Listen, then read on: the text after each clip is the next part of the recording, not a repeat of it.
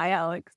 Hi, Antonella. How are you? I'm good. How are you? I'm doing well. So, before we get into the details of our study, we are going to talk about flavonoids today. We So, sure we are. first Yeah. want to set the stage as to what flavonoids are, sort of why they matter, and then that way we can segue into maybe why this study is important or what it's telling us that is new. So, do Yeah. you want to walk us through what a flavonoid hmm is? hmm So when I'm talking about flavonoids in practice, I'm actually usually talking about polyphenols, which requires Mhm. a conversation as well, because Yeah. most people aren't like, oh, yeah, right, the polyphenols. So plant chemicals, right? So the reason that we ask people to eat more fruits and vegetables and plant materials, or why you hear about the benefits of more plant-based eating, in large part has to do with the phytonutrients or Mhm. plant chemicals. And a large part of those phytonutrients are things called polyphenols, which are a specific, like, large group of plant chemicals. And the largest sort of category of polyphenols are flavonoids. So the flavonoids make up about 60% of the polyphenols, and the polyphenols are the largest group in the phytochemical family, if you will. Yeah. Yeah. Okay. So flavonoids are also kind of disparate categories. They have there's a whole bunch of different things that fall under the flavonoid category. But at their heart, the reason that they're important, and same with their larger parent, if you will, the polyphenol family, Hmm. is that they're anti-inflammatory, they're antioxidant, and they can have like a variety of special like powers, if you will, or Hmm. protective qualities. They're considered what's called anti-proliferative, which means they can hamper the growth, inappropriate growth of certain things. They can promote the health of blood vessel linings or endothelial health. Hmm. So they really have lots to offer, and they're found in plant foods. That's at the core of it, what we're Yes. looking at today. And if we had to, so the name of the study, let me just pull that out, is high diversity of dietary flavonoid intake is associated with a lower risk of all-cause mortality and major chronic diseases. So of course that translates to we're looking at these flavonoid chemicals, phytochemicals, and their relationship with like how much you're ingesting and what kind of variety and what kind of impact that has on risk of dying or risk of a variety of chronic diseases. Yeah, wonderful. And so what this study added was that it wasn't only looking at quantity, it was also looking at diversity. So it's sort of building on an understanding that higher quantity of flavonoids is good for our health, good for all-cause mortality, good for disease prevention because of all those pieces that Alex mentioned. And also I think things that we maybe don't even know about yet, right? Mm-hmm. This is so much chemistry and specialized roles in our physiology and of those things. So this was looking at a UK population, 120,000 people, and really trying to say like, okay, what if we hold diversity constant and look at quantity? And then what if we hold quantity constant and look at diversity? What results do we find? Yeah.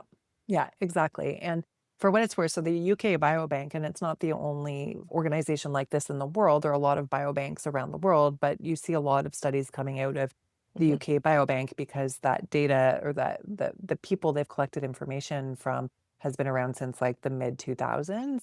And so it just those people provided a huge quantity of data about themselves, right? Like what they Mhm. eat, and they gave blood samples and other parameters, and then they get to be followed and checked over a variety, like a number of checkpoints over time.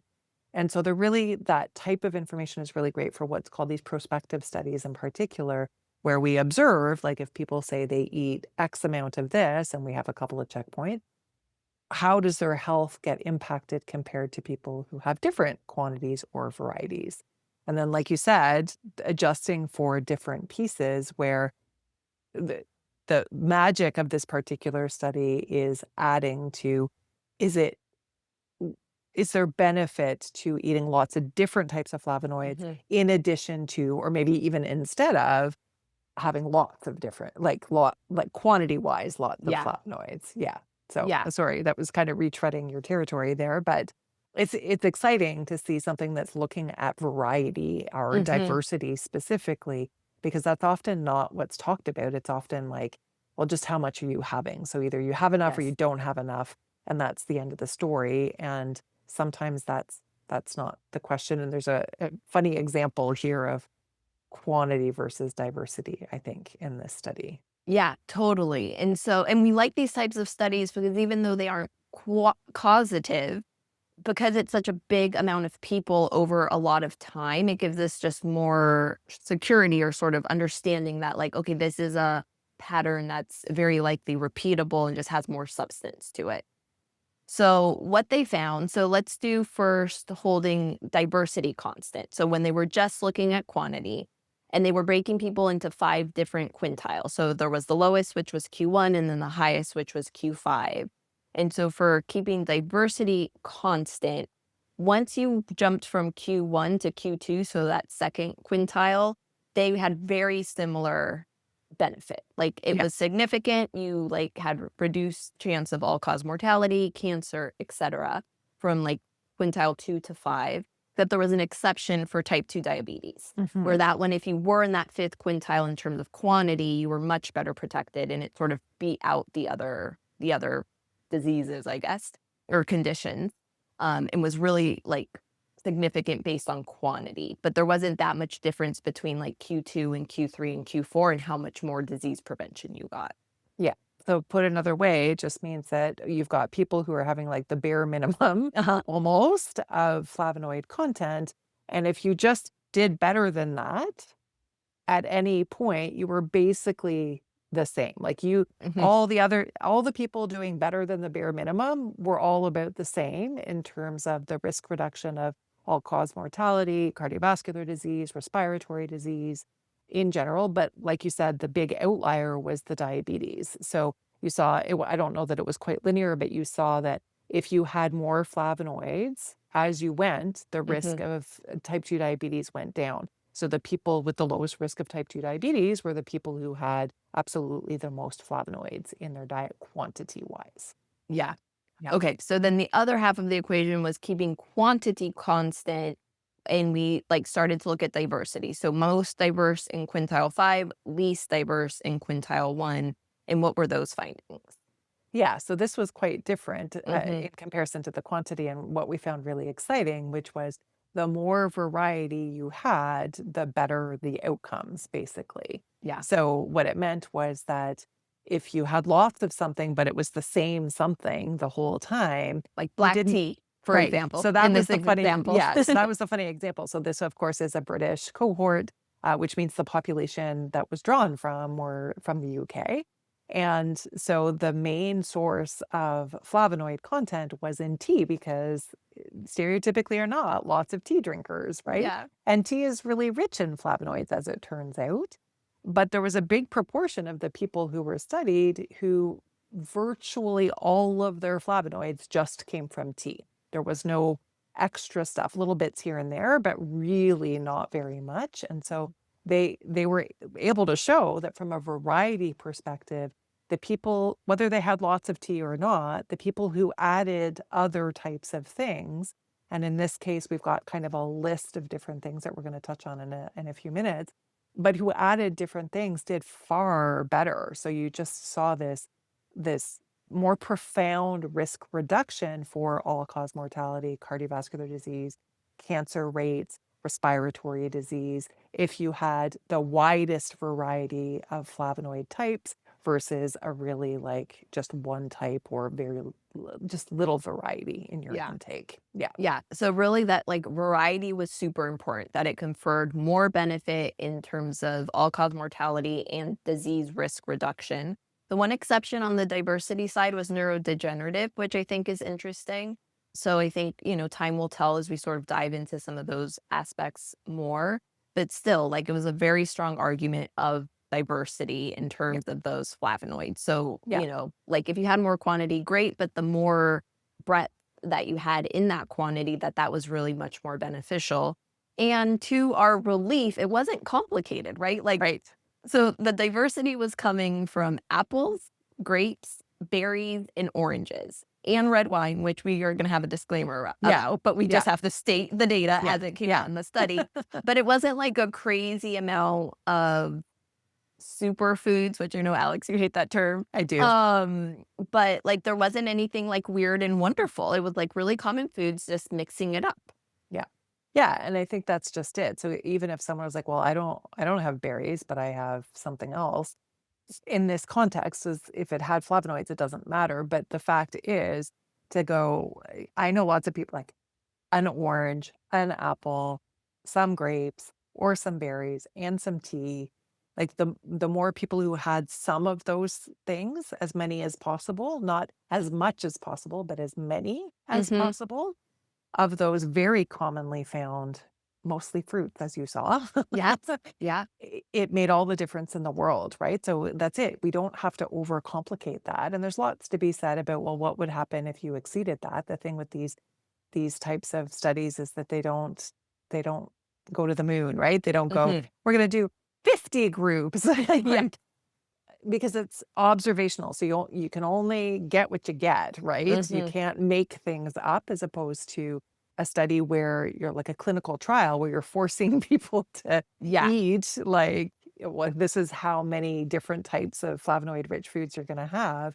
We don't have that kind of data because we're just letting people do their own lives and then we Mhm. observe what happens, right? But what it means is that the average intake, which is quite achievable for the most part, is gonna make a difference, and I mean, that's always the ray of hope I find from these studies is, like, it totally makes a difference doing some pretty basic things, and that doesn't mean basic is always easy, it just means Mhm. that we just have to find some ways to make it easier for Yes. you, and we can believe that to be relatively true because we're not asking people to do 50 types of vegetables and fruits a day. Totally. And we talked about how, like, that advice of, like, eat the rainbow can sound so cliche or sort of just, like, insignificant, or we've heard it so much, but, like, it really holds up in the data in that that rainbow doesn't have to be, like, exotic, super specialized, right? We've got, like, that, like, red, green, purple in the grapes. We've got the red, green in the apples, right? Like, there's color, there's those phytonutrients in the berries, for the most part, really accessible, easy to prepare, like, not an extension, if you don't like grapes, you could totally just choose another fruit, I think. This gives us a lot Yeah, of room, that, like, yeah, diversity of diversity, and that is an interesting point too, that it's fruit, right? That color, like, yeah, I always think of color, and I think fruit gets a bad rap, but yeah. again, no reason to hate on the fruit. Yeah. No, absolutely not, and as someone who's had to fight to enjoy fruit more often, which I know Mhm. is not always the typical thing, not because I think there's anything wrong with fruit, as I've For mentioned the record. before. For the record, it's just that I happen to be I'm probably one of those the opposite of super tasters, so Yeah. I don't have, like, a real sensitivity to bitters, so I really like lots of vegetables with those strong flavors, and they appeal to me more than the sweet stuff, but Mm. so it's been hard to develop a habit of having fruit regularly, which I Yeah. recognize is not the norm. But of course, like you said, and we've talked about before, the fear of fruits, which is so misplaced. And this really goes to show that as a major vehicle for flavonoids, they have so much to offer just from that perspective. I'm looking at the servings of flavonoid-rich foods that they listed just to, like, pull out the non-fruit things Yeah. just to show. And again, they were looking at the things that contributed the most flavonoids to the average person's diet. And so Antonella's already mentioned the ones that were most common, the oranges, the grapes, the berries, the apples, the tea, and the red wine. But it also included sweet peppers, onions, and dark chocolate.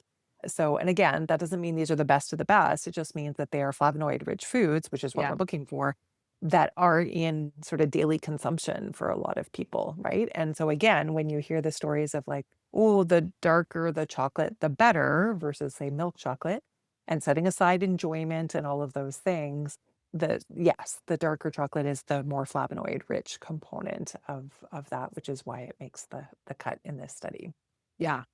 So, anything else you want us to cover around the study? Because then I think we really wanted to settle into sort of, like, clinically, how does this apply? Like the really practical, like, how we can really bring this into our daily life. But is there anything else in the study that we might want to highlight or that we've missed? Because it was, like, a pretty clear, like, I think the Yeah, headline was very accurate to what they found. Like, there was no there wasn't a lot of room to be misled here, Yeah, luckily, right? no. Which isn't always the case. That's entirely true, and again, you're right, like, it really just came down to the examining 2 things, which we've explained. One was, does quantity make a difference? More is always better, and does variety make a difference? Do the different types of flavonoid intakes improve things? And that's what the answer was, that more variety is better. Maybe who knows how far that goes, but, Yeah. like, definitely more variety is better, and as far as quantity goes, other than for type 2 diabetes in particular, some is better than none, but you don't necessarily see the same trajectory of improvement with ongoing intake. So, you know, becoming fruitarian is not going to benefit from this perspective, right? Right. It's the quantity isn't, it's almost as if it was saying the quantity isn't quite as important as the variety Yeah. is kind of one of the big takeaways. Yeah. Yeah, and I guess, like, unless you, like, lived in quintile 1, which was, like, the bare minimum, if you just, like, jumped up to quintile 2, which isn't, like, a huge jump, at that point, you're really concentrating on diversity, Yeah. right? Like, that Yeah. is almost like that requires more of your attention. Yeah. So, Alex, you had shared this, like, 5 by 6 method. That's also, like, a plant technically a plant score, but you walked me through, and I felt like that was a really nice applicable, like, how this data actually we can think about it in our real life. Mine was much more loosey-goosey. I'm happy to give my advice too, but Yeah, mine I was mean, more I think food more with the chef hat rather than the right. doctor hat. I like the chef hat though, and I think different things resonate with different people. So Totally. so I think we share it all and then see, Yeah, you know, what comes, because we are also trying to make sure it isn't overcomplicated in a way, right? yeah. And that means different things for different people. And some of us like structure. We benefit from having some structure Mhm. without it being too restrictive, obviously. But I usually talk about flavonoids or the larger polyphenol context in one of 2 ways. The 5 by 6 or the plant score, which I borrowed, I did not make this up.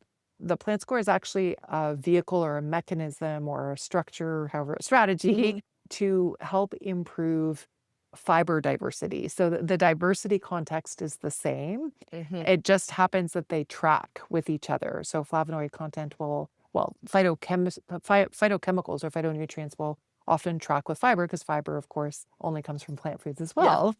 well. So these 2 things track, and I like the strategy. I like the visual that you can paint for yourself, which is this 5 by 6, almost like matrix, right? So the idea is that you're getting 5 different versions of 6 different categories of plant foods. So the 6 different categories of plant foods are fruits, vegetables, nuts and seeds, legumes, whole grains, and herbs and spices. So those are the 6 categories.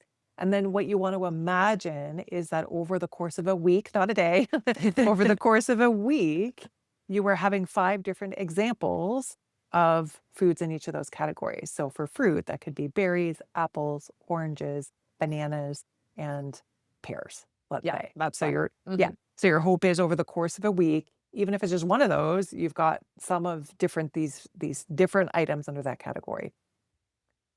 Iceberg lettuce, green peppers, celery, carrots, potatoes. Nice.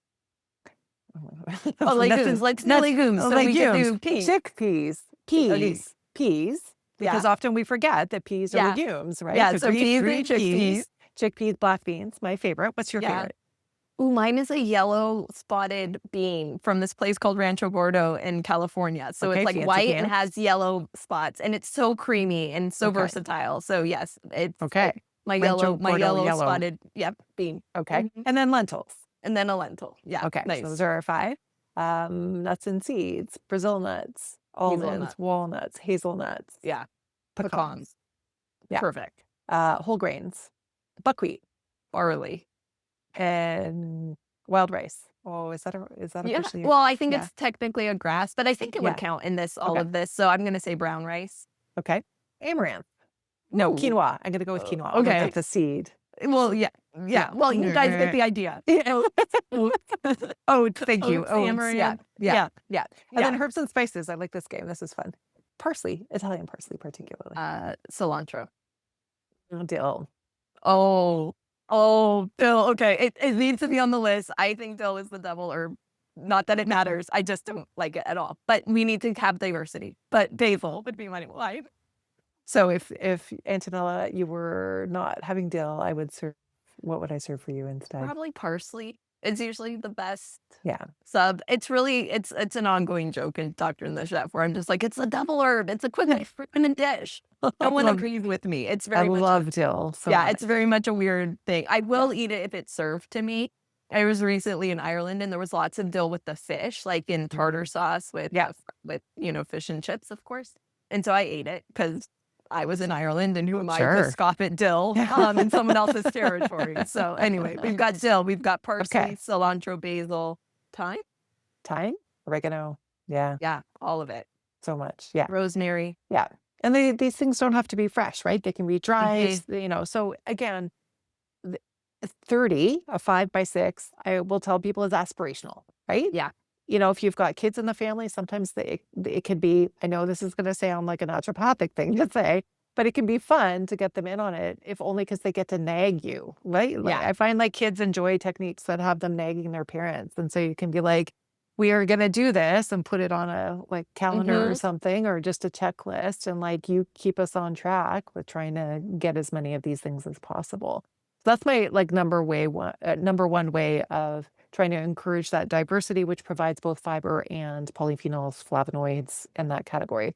Yeah. Um, the other way is a little bit more official. It comes from, like, a dietary, inflammatory index, which is like a research-based thing, but they have a list of polyphenols, many of which are these flavonoid components, and they say if we see more of these foods, we're gonna see greater anti-inflammation, or, like, reduced inflammation, and so I just have a list of foods, and I say, "Can you imagine choosing 3 to 4 of these foods from these huge variety?"